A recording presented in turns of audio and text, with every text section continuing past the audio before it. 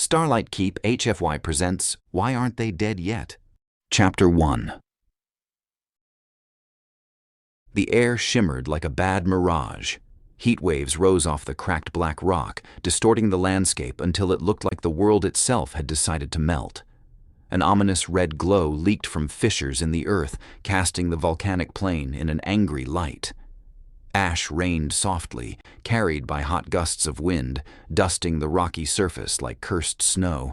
Jack Mitchell trudged uphill through the sweltering hellscape. A battered survival helmet perched loosely on his head. His visor was cracked, and every step he took sent tiny plumes of soot swirling around his boots.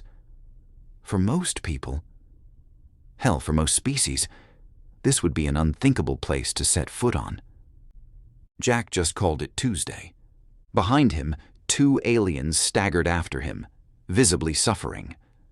Zarkon, a bulky draven with sweat pooling between his sullen indigo scales, dragged his feet like he was about to keel over. Beside him, Kael, the Lumaran scientist, trembled with every step, his glowing tendrils wilting in the oppressive heat. Zarkon hissed, his voice strained. Humans call this a reconnaissance mission. This is suicide! Ah, come on, Zarkon. You're not even sweating yet. Jack called back cheerfully without turning. He stopped to adjust the straps of his overloaded backpack, a ripped survival belt keeping it from splitting entirely in two. Because Zarkon growled. We don't sweat! We die! Jack shrugged and kicked a chunk of charred stone, sending it skittering over the edge of a smoldering fissure. Adapt or die. That's what my granddad always said. Kael, whose glowing appendages pulsed weakly with distress, let out a pained noise. Adapt? We are luminescent species. Our physiology does not permit adaptation to death traps. Not with that attitude, it doesn't. Jack grinned and finally turned to face them, his face streaked with ash under the cracked visor. You're missing the view, by the way. Look at that glow.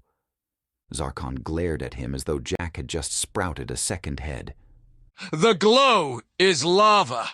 Exactly, Jack replied, pointing to a particularly nasty river of molten rock bubbling ominously nearby. You don't see rivers of fire on Starlight Keep. That's nature saying, pay attention.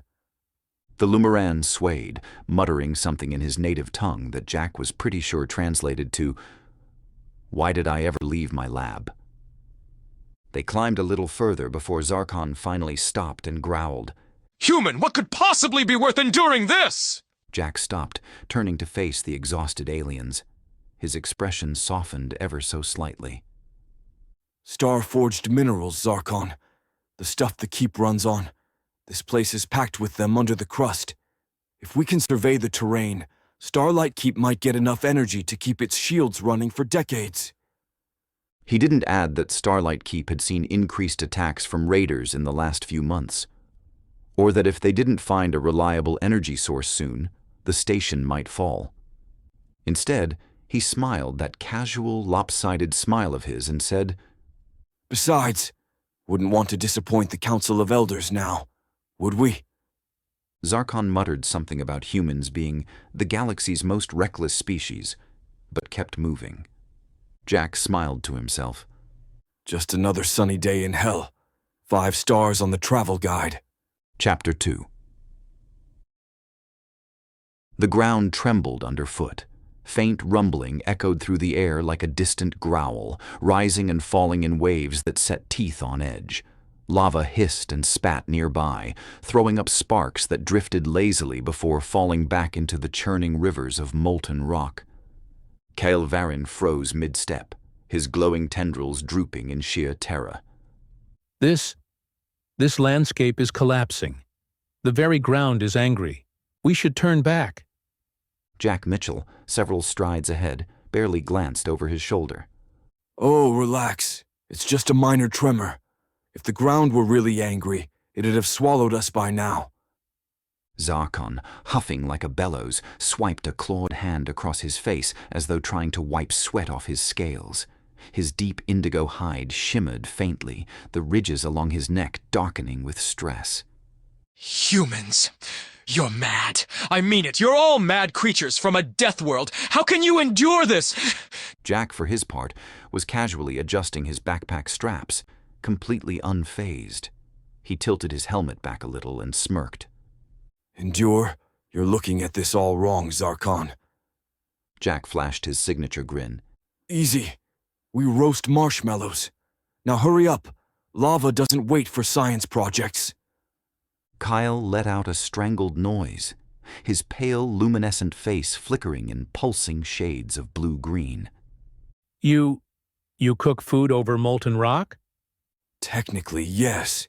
You'd be surprised how good it tastes. Adds a little char, a little crunch. Jack gave a contented nod to absolutely no one. Human tradition. Best done with friends and questionable decisions. Kael stopped trembling long enough to stare at Jack with a mixture of disbelief and horror. You willingly bring others to places like this? Only the ones we like, Jack replied brightly, kicking a rock that skidded perilously close to the edge of a lava fissure. Zarkon's claws dug into the rock as he clambered awkwardly after Jack, his scaled limbs visibly straining under the effort. This is insanity! We are breathing volcanic poison! We are traversing magma flows, and you call it a... what? A Tuesday?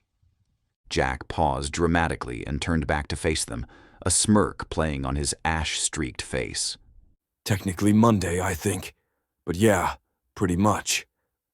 Zarkon groaned, the sound deep and guttural, while Kael swayed dangerously. His tendrils pulsed dimly as he muttered, We are going to perish. I can feel it in my appendages. Look on the bright side. Jack clapped Kael gently on the shoulder, ignoring the Lumaran's flinch. At least we're getting some fresh air. This air is toxic, Kael cried. Jack frowned, tapping his cracked visor. Well, I'm still breathing. That's progress, isn't it? Zarkon let out another growl, glaring at Jack with narrowed golden eyes. Humans are not a species! You're a collective hazard warning wrapped in flesh! No wonder your people call Earth a death world! Hey now, Jack said, feigning offense. I'll have you know Earth is a delightful place. You've got beaches, forests, mountains. Sure, some volcanoes, a few man-eating animals. But where's the fun in a planet without some personality? Kael nearly tripped over a jagged rock, catching himself just in time. Personality? This planet has personality, and it's one of pure murder. Jack grinned. Now you're getting it. Come on, we're almost there. Jack continues on remaining unfazed, shrugging off volcanic tremors and molten rivers as though they're mundane. Chapter 3. The tremors grew stronger, shaking the ground with a sound like distant thunder. Jack's boots crunched against loose shards of volcanic rock as he crested a ridge, only to stop abruptly. Well, He muttered to himself. that's mildly inconvenient. Below them stretched a massive fissure in the earth, dozens of meters across and widening by the second.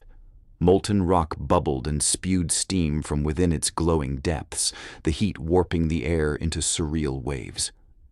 Kael staggered up beside him, his breathing shallow as his glowing tendrils wilted. What is it? Why did you... He stopped, staring at the chasm below with horrified fascination. No. Zarkon caught up a moment later, his heavy footfalls grinding to a halt. By the void! His voice trailed off as the fissure rumbled, lava surging below like an angry sea. The ridge they stood on trembled violently. A chunk of rock broke loose at the edge, tumbling into the abyss with a hollow crack and a splash of molten light. Kael's voice was a high-pitched whimper. We're doomed. That's it. We're done.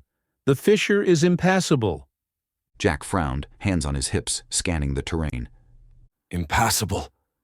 That's quitter talk. Zarkon's golden eyes snapped to him.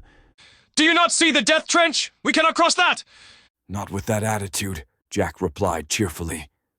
He reached for his pack, rummaging through it with a casual air that was deeply unsettling to his alien companions. Kael leaned forward nervously. What are you looking for? Tools. Jack pulled out a tattered survival belt, a length of climbing rope, and a roll of duct tape that looked like it had survived multiple lifetimes. He held it up triumphantly.